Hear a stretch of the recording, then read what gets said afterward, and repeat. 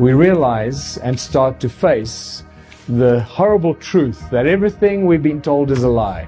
Every facet of our reality has been affected, manipulated, infiltrated, and poisoned with half-truths.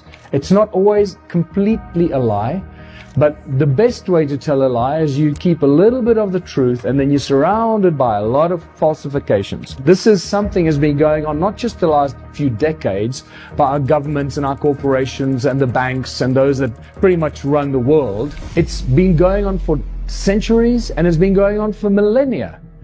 The lies and the deceptions have been going on for thousands and thousands of years, not just the last few decades, because now suddenly we've woken up and we realize we're being lied to, so we think, oh, it must have just happened recently. No, it's been going on for bloody ever. That's the problem. The bigger the lie, the more inclined we're to believe it. And I want to show you an example that basically shows me that if they could lie about this, they can lie about everything. If they could pull this one off, they can pull off anything. And this is to do with the Bible. This is Micheal Ledwith, my good friend that lives up in Rainier, Washington. He was the advisor to the popes at the Vatican for 17 years. He is a walking encyclopedia. He's one of the most incredible human beings you can ever meet. You can discuss anything with him and he'll launch into a deep level of comprehension of any subject: historical, Hebrew texts, cuneiform texts, Sumerians, ancient scriptures from the east, from the west, from everywhere. He knows bloody everything, this guy. And what he found out is that the opening phrase of the Bible was messed with. Completely messed with. We all believe and we read the opening text of the Bible that says, in the beginning God created the heavens and the earth. Well, he found out when he was still a student, I believe, that the original Hebrew text was messed with. And to do that is very difficult, because you should know by now that the Hebrew text and the scholars that write that, it's all a mathematical formula. So it's very difficult to cheat. It has to have so many letters across and phrases, and they cross-reference it, so you can figure out very quickly if somebody messed with one of these phrases and these paragraphs. And yet they pulled this off. This is what boggles my mind. How could they have pulled this off, to lie about it? And he shows that the original Hebrew text begins with the letter B, Beth. At the moment, the Bible starts that says, Barashit bara Elohim et hashamayim wa et ha'aretz. Ba, it starts with Ba. The second letter of the alphabet. It's not possible, because all Hebrew sacred texts must begin with the first letter of the alphabet, which is A or Aleph. So somebody messed that up. That's not possible. So at the moment, it doesn't make any grammatical sense, actually. It's a non-grammatical incorrect sentence, grammatically incorrect sentence. For any Hebrew-speaking people here, you'll know what I mean. And it refers to Elohim here as the gods, but it doesn't make any sense. So when he added A or Aleph, suddenly it says, Abba Rashit bara Elohim et ha-shamayim wa et ha'aretz, which means the Father of the beginnings created the Elohim, the heavens and the earth.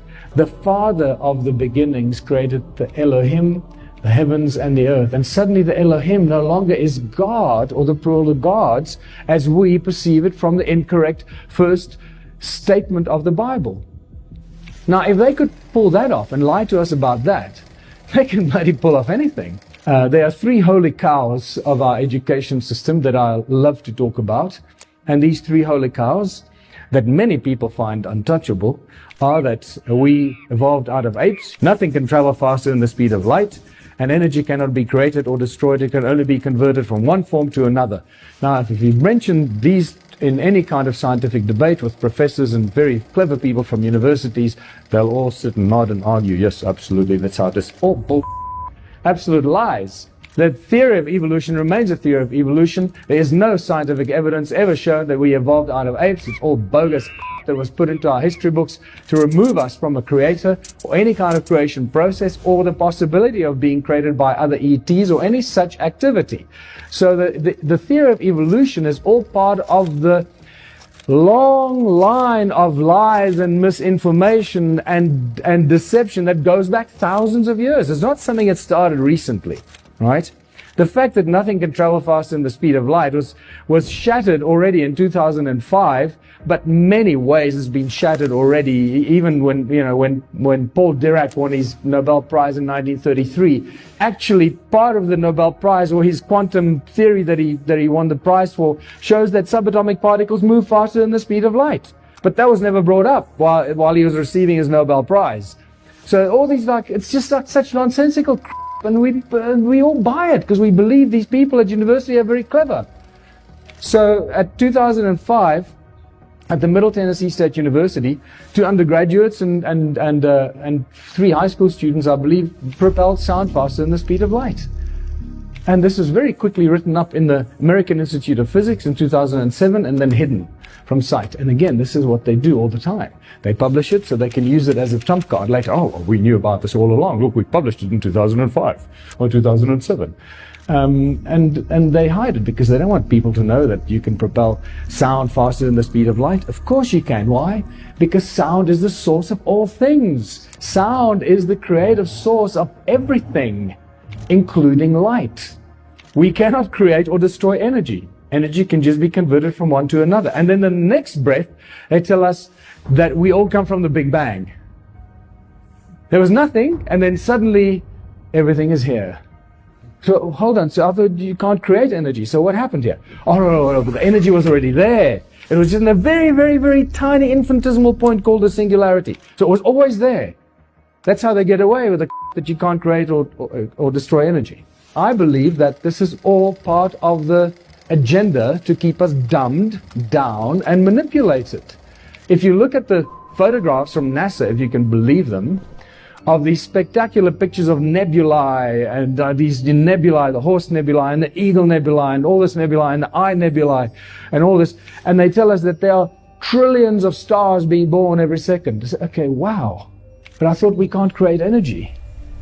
So surely it takes energy for stars to be born. Where's that energy coming from? Where's it from the vacuum? Oh, but space is a vacuum, so in a vacuum nothing can exist. So that busts EMC square, right? So energy is equal mass times speed of light square. Energy, mass, in a vacuum there's no mass. So if the mass of vacuum is 0, it means 0 times the speed of light is 0. That means there's 0 energy in space. So how can anything be created? What's going on here? They're just lying to us every step of the way. We're being fooled and lied to. Another great secret that they've been keeping from us is that water seems to be everywhere in the universe. So again, NASA hides these things because in, was it 2009, I think, when they published this, that they found sprawling clouds of cold water vapor around a burgeoning solar system nearby called Hydra. Hydra. Yeah. The water vapor could eventually deliver oceans to the dry planets that are forming in that solar system. So they're just telling us that there's actually water out there, but they've actually been telling us that there's water all around our whole solar system, isn't it? Our entire solar system is surrounded by water in the form of ice. Firstly, we have the Kuiper Belt, and then that is within another big cloud of water or ice called the Oort cloud. So you get the Kuiper Belt, and then the Kuiper Belt and the entire solar system sits in the Oort cloud that surrounds the entire solar system. So they tell us that this solar system called Hydra is surrounded by water, and then actually our entire solar system is surrounded by water, and it looks probably something like this. The entire thing is possibly made up of water. And suddenly, I have a very different take on the opening statement of the Bible. The Spirit of God moved over the waters. In the beginning, God created the heaven and the earth. And the earth was without form and void, and darkness was upon the face of the deep. And the Spirit of God moved upon the face of the waters. And God said, "Let there be light." And there was light. I could never understand that. What does that mean? How come there's water? Nothing has been created. He hasn't even said, "Let there be light," and yet there's already water. So suddenly Scripture takes on a very different kind of meaning to me. And is it possible that all of space, or that water, is the stuff that holds the universe together? If the Spirit of God moved across the waters. So what is it that we look at when you look up at the night sky? But through all the lies and deceptions, there is one common denominator that remains the source of all things. And this is where it gets really exciting. Sound and resonance the common links of creation. Modern science tells us that we live in an electromagnetic universe. Everything spins and vibrates. I'd like to correct that. I'd like to say that it's not an electromagnetic universe, it's a magneto-electric universe. There's a very big difference between the two. And again, it's a small little subtlety, but it's a very important subtlety, because magnetism is a thing that rules the universe, not electricity. Sound, magneticism, electricity. And you'll see how this chain reaction causes everything that we observe when we look up at the night sky or the nature around us. Everything in creation spins and vibrates. Everything has its own prime resonance frequency. Everything. And this is why once we can identify a prime resonance frequency of a bacterium or an atom or whatever it is, or a soccer field, we can then manipulate that object with its prime resonance frequency. In Christianity, it's the word. In Hinduism, it's Om. The Egyptians believed the universe was sung into creation, and the original people of Australia, not the aboriginal, I forgot to take the ab out. They're not abnormal. The original people of Australia. It's a twist on words there, remember? Keep that in mind. So it's the original people of Australia believe that the world was created with 3 sacred songs. And then we have the phenomenal similarities between the 6 days of creation in Christianity and the word that created everything, the 6 aspects of Om, and the 6 aspects of the all-seeing eye of Horus, and you start seeing the connections between all these ancient cultures and the creation stories. And then the creation stories get even more interesting when you read the Hindu creation story. It says, everything was so peaceful and silent that Vishnu slept undisturbed by dreams or motion. From the depths, a humming sound began to tremble.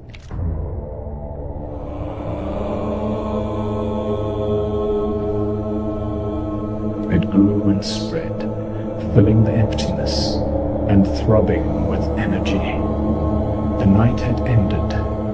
Vishnu awoke. That's just a little more dramatic version of saying God said, let there be light. Sound is the source of all creation. Sound and resonance is responsible for everything. It is the breath of the Creator, the prime resonance frequency, and the source code for everything in creation, including our DNA. This is from Dan Winter's brilliant documentaries and work on the DNA and sound and resonance. I would recommend you check out Dan Winter's work on that as well. How cymatics and sound helps to form and shape our DNA and the structure of our DNA based on the cymatics. And that word cymatics, it comes from Hans Jenny in the 50s and 60s, the brilliant work that he did and showed us how sound and resonance is responsible for everything in creation. By now you should know that sound manifests physical form, and this is the most basic example. Every frequency has its own specific shape, a prime resonance frequency. Are you only looking at a 2-dimensional representation of a 3-dimensional effect?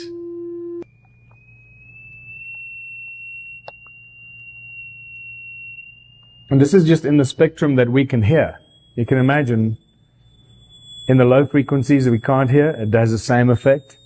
The higher the frequency, the more complex the shapes. The lower the frequency, the more basic and the larger the shapes. Okay, so the original people of Australia have a creation story that says time began when the supernatural beings awoke and broke through the surface of the earth. So imagine the surface of the earth being something like this, that metal plate being the surface of the earth, and the supernatural beings broke through the surface of the earth, and they created the surface of the earth with 3 sacred songs. This is from Hans Jenny's brilliant video, Cymatics. This is powder on a metal plate. It's not a liquid or a jelly, it's powder. You can see landscapes being formed here over extended periods of time. Mountains can form, valleys, volcanoes, all to do with the sound of the earth coming out of the earth. And some of these pictures, the images of this CymaScope images, tell us that it was these sounds, the images of the sound, that actually inspired religious symbols. That beautiful cross in a circle at the center of some of these cymatic photographs give us a very clear indication that the creators of the religious symbols knew exactly what they were talking about, that the source of creation is sound itself.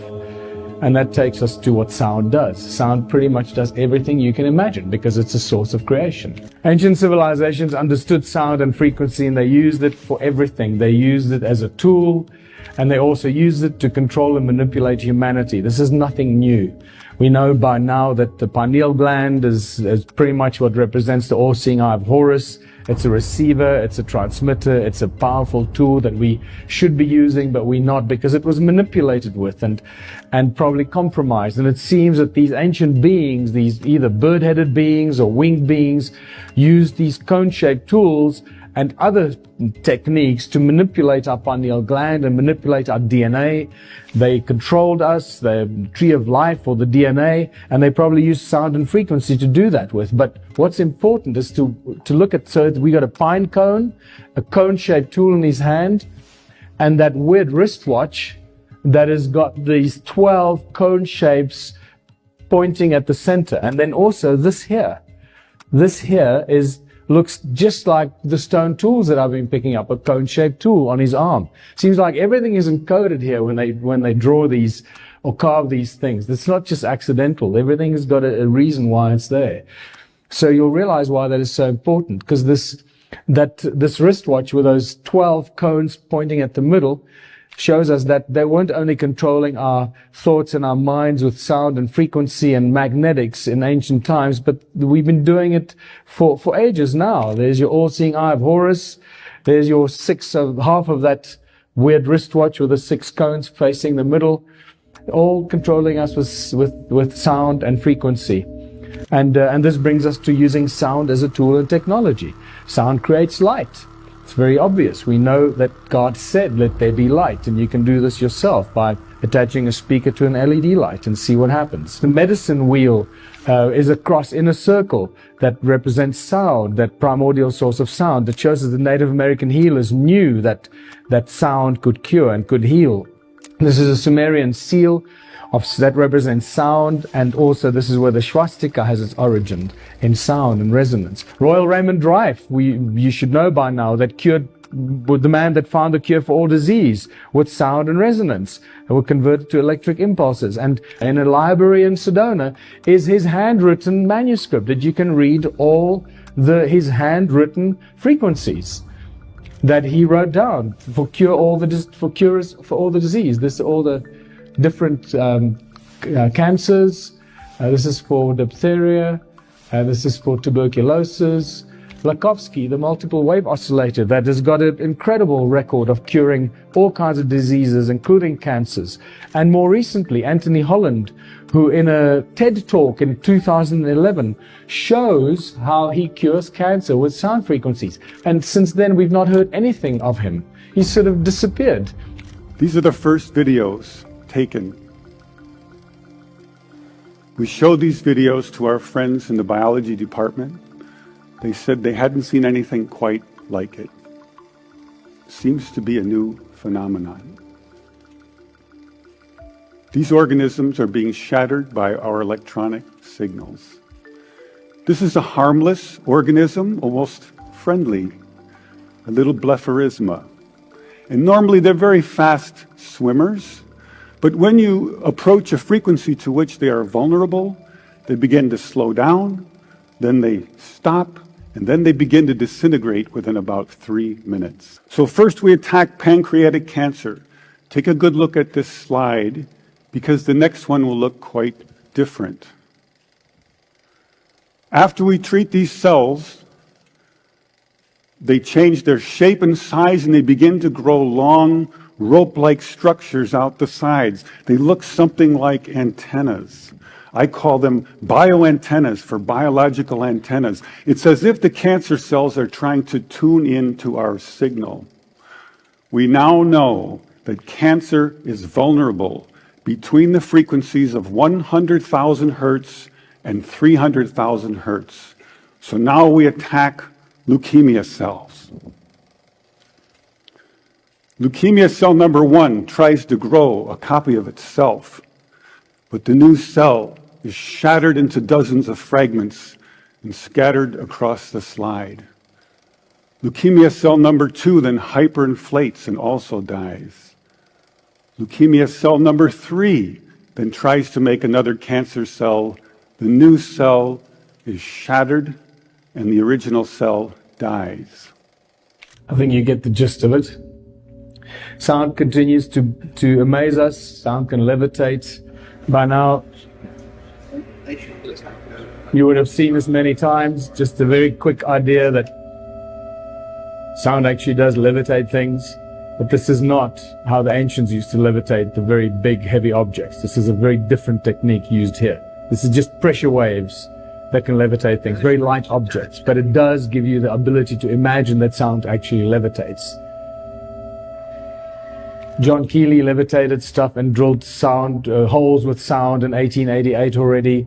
Peter Davey boiled water with sound since 1940, and he died several years ago. It looks like a desk lamp is cool to the touch and appears to be doing nothing until it comes into contact with water. Peter Davey claims his invention uses the power of sound to boil water. He says the idea came to him 50 years ago when he noticed different saxophone notes caused different household items to rattle. Magnetrons are really just very, very, it's called a resonant cavity magnetron that is created through resonance, sound resonance. It creates huge amounts of energy that's used in laser beams, used in microwaves, laser beams, etc. Sound acts as a cloak of invisibility. Sound can make things disappear. This 3D sort of plastic pyramid they created, when they expose it to certain sound frequencies, anything they put underneath it disappears, becomes invisible. And sound creates hurricanes. 2 guys in 2003 that lodged a patent to create hurricanes out of sound, believe it or not. And I believe they were granted their patent to create hurricanes. And maybe this is how they create the weather for us, without us even realizing it. And this is a fantastic one. These kids from college here in the USA that created a sound fire extinguisher. And this is years ago. You would have thought by now the fire brigades would be using it everywhere. We're both graduating from the Electrical and Computer Engineering Department at George Mason University this coming May. We're here. We're just going to test out our device that we use that uses sound frequencies to extinguish flames. I see this device being applied to a lot of things. First off, I think in the kitchen, it could be on top of a stovetop. But eventually, I'd like to see this applied to maybe swarm robotics, where it'd be attached to a drone, and that would be applied to forest fires or even building fires where you wouldn't want to sacrifice human life. Professor Brian Mark really stepped in to help us. Just gave us a lot of support. I think as a whole, engineering is really just finding solutions finding simple solutions to complicated problems. Sound creates volcanoes. Imagine, the earth is ringing like a bell all the time. So these frequencies keep coming out of the earth all the time. What do you think creates the volcanoes? What creates the heat underground that creates the volcanoes? Luc Montagnier, 2011, spontaneously generated DNA in water with sound frequencies. If you go on YouTube, you can watch one of these latest documentaries where he creates a virus with a sound frequency from Paris to Rome by sending a sound frequency of a virus across a telephone line, and they reconstitute the virus that he has in the lab in Paris. They reconstitute the same virus in the lab in Rome. This is just spectacular stuff. It's very hard to admit for a certain number of our colleagues, including Nobel laureates, who strongly refute these ideas. But these are facts. This is an established scientific fact. So now you can see how we can manifest things. We become creators and can manifest anything with sound. And this is why we now know that sound is the ultimate source of free energy. And Nikola Tesla knew this. He knew that the earth rings like a bell, and he used the sound of the earth because it constantly rings. It never stops. He used it as a source of energy to create his free energy device. And this is where we realize that sound and magnetism is inextricably connected. It's sound that creates magnetic fields. Electric power is everywhere present in unlimited quantities. I can drive the world's machinery without the need of coal, oil, gas, or any other fuel.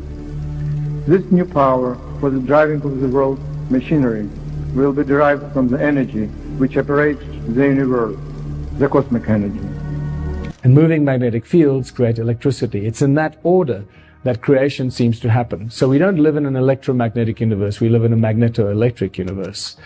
So magnets give off sound. We all know what speakers are. So there you go, you got electricity, it comes out of a plug, it runs down a wire, it goes into a speaker, a magnet, the magnet reacts, and the magnet makes the air move and creates sound. And the reverse is possible as well. It works one way and it works the other way. And this is where we start getting into the real understanding of some of the masters. And no matter how I look at it, how much research I do, I keep coming back to one guy that stands head and shoulders above all other researchers and inventors of, I don't know, for how many centuries. And that guy's name is Nikola Tesla. By now, if you don't know him yet, I suggest you go and do some research into this guy's work. He says, if you want to find out the secrets of the universe, think in terms of energy, frequency, and vibration. That's exactly what I've been sharing with you here.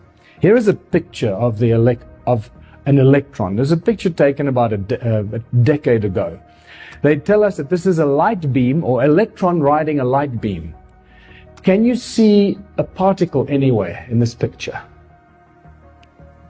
No, there's no particle. They're resonant waves, and yet they tell us it's an electron. Can you see how we get brainwashed? So this is what Nikola Tesla has to say about the electron from an interview in 1928. On the whole subject of matter, in fact, Dr. Tesla holds the view that are startlingly original. He disagrees with the concept of atomic theory of matter and does not believe in the existence of an electron as pictured by science. This is a shock to the system. And you start seeing an agenda being developed here, an agenda being developed by mainstream universities, the mainstream scientific fraternity, under the guidance of those that are trying to lie to us and make us believe things that are not so. This is what Einstein has to say about the electrons. In the theoretical treatment of these electrons, we are faced with the difficulty that electrodynamic theory itself is unable to give an account of their nature. For since electrical masses constituting the electron would necessarily be scattered under the influence of their mutual repulsion unless there are forces of another kind operating between them, the nature of which has hitherto remained obscure to us. So he says, he doesn't quite understand how electrons come into being. And Ed Leeds-Kalnin, there's another guy that we should pay attention to. Ed Leeds-Kalnin is the guy that built Coral Castle in southern Florida. And he built Coral Castle with cone-shaped tools, with no ropes and pulleys. Big giant stones that weigh up to 30 tons on his own. And he tells us that millions of people all over the world are being fooled by the non-existing electron. And he has a lot more to say about this. And you start seeing that scientists and inventors and researchers over the last 200 years have been vehemently opposed to this whole concept of an electron and the atomic structure that has been forced down our throats and through all our educational institutions, that we just take for granted and we accept because we believe the guys that teach us this to be smart and they're not lying to us. We just accept the stuff. The torus electron model, this is what an electron actually looks like. It's just a resonance field. Much brilliant work has been done by many brilliant researchers and scientists. Electromagnetic models and formulas have been thrown together that are consistent with the toroidal shape of an electron. An electron is simply a coherent resonance in a toroidal field. That's all it is. It's not a particle. It is a resonance toroidal field, a resonating toroidal field. The same with the atomic structure. The atom is a toroidal field. It's not the atomic structure that we've been shown by science throughout our schooling careers. This is probably a lot closer to what an atom looks like. Here's a picture of a molecular torus of the carbon monoxide molecule. And you start seeing how the toroidal shapes appear everywhere. Everything is sound and magneticism, and this is really important. What most people don't know is, remember, sound, God said, let there be light. So it's sound, moving sound. Sound manifests as toroidal fields. Those moving toroidal fields create magnetic fields, which are toroidal fields as well. And moving magnetic fields create electricity. That's the sequence of events. But this tells us that because sound creates magnetic fields, it means everything must be magnetic in some sort. And in some sort of way. And if it's not, there's a very specific reason why it's not magnetic. So here's an example. You might not think of water as being magnetic, but it is. And so are graphite, aluminum, and glass. And so is oxygen, which is attracted to magnets. Here, I have a few milliliters of liquid oxygen, which sticks to the magnet. I'll explain why later. Gadolinium oxide and cupric sulfate are good examples of paramagnetic substances. Cupric sulfate is a salt that can be picked up by a magnet. It gives you an idea how the nature of reality around us is we just don't get taught this stuff, you know? We don't think about it in that sense. And how sound is actually the cause of all the stuff that we're witnessing here. So this sort of quantum locking is actually just a magnetic effect. So what if we got here? So we have quantum locking. The superconductor is locked in space, and it stays wherever I put it. You see, this is quantum trapping. That's amazing. As long as it's so the it's superconducting. It's frozen with liquid nitrogen. Upside down. Right. And it stays locked. So the fact that it's superconducting is locking the magnetic field in 3 dimensions, right? Yeah, exactly. Can you put it on the track for us? Yeah. I just levitate it above the track quite high, and I can just rotate it. So it's actually floating above the surface. Yeah, it's not floating, it's locked above the surface. So you could tilt it at an angle and it would fly around. Like this, and it will just go around like this. You can just go and put it at a different height. So magnetic fields do what? They do exactly what sound does. They create toroidal fields. If you do this, you immediately see the toroidal fields being created by magnets around them. Little toruses. And this is a full magnetic field, toroidal field spectrum. It's both positive and negative on both sides. There is no positive and negative in magnetic fields. This is where we've been incorrectly taught. It's actually just one field that work in opposite directions. It's centripetal forces that work against each other and oppose each other. And the complete toroidal field, like the toroidal magnetic field like this, has a both positive and a negative on both sides. So it both pushes and pulls from both sides. That's a complete magnetic toroid. It's not north on the one and south on the other. That's an incomplete magnetic field. This is very important information, people, and this connects us to some of the biggest lies we've been told about our reality and the world that we live in. It's the sound of the earth that creates a magnetic field, and not the molten iron core. There is no molten iron core in the center of the world. That's another theory that's been proposed, and most people believe it these days. It's a nonsensical idea. It's a sound of the earth that creates the magnetic fields around us. By now you should know that sound is the cause of everything, and especially magnetic fields. The problem with our world is that the Earth magnetic model is a half a magnetic model. It's north at the top and south at the bottom. That's not a complete magnetic field.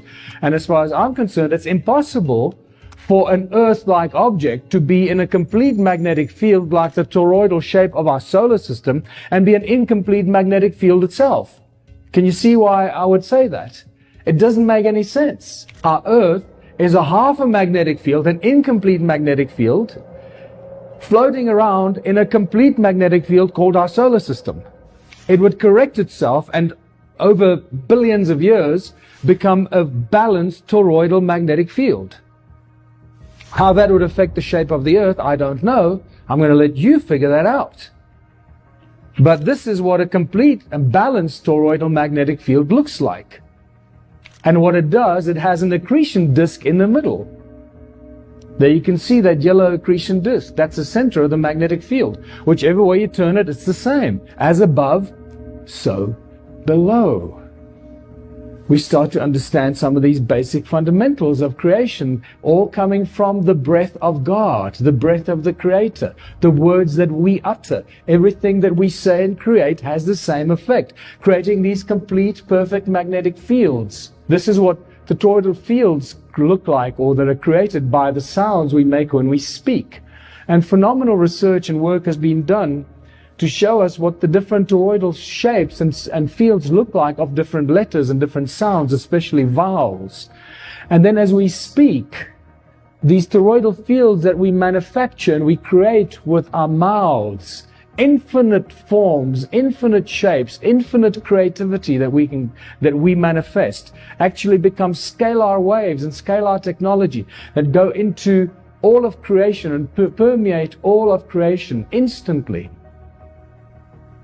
It doesn't take light years for the thoughts we have or the words we speak to permeate all of creation. It happens instantaneously because sound and resonance traverses all of creation instantly, not like light that takes time to travel through what we believe to be the cosmos.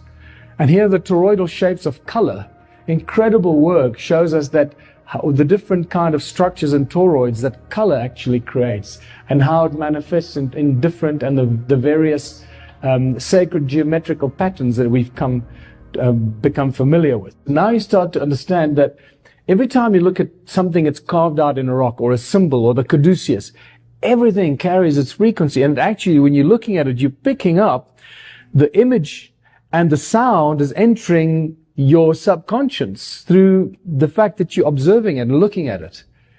So it has an effect on you. So when people say, oh, it's just a stupid symbol, no, it has a severe effect on you and your subconscious, but you're just not aware that it's affecting you because you're picking up the sound frequencies of that image. So if somebody shows you a finger, you're picking up the sign of that finger and the frequency of that image. That's an assault on you.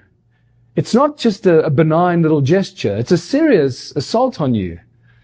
So keep in mind, not only your thoughts are powerful tools, but the images and the words you write are powerful tools. The words that we write. This is why the original letters of the Hebrew alphabet, the 22 letters, are very specific shapes and size and forms. Each letter is actually a two-dimensional representation of the three-dimensional sound of that letter.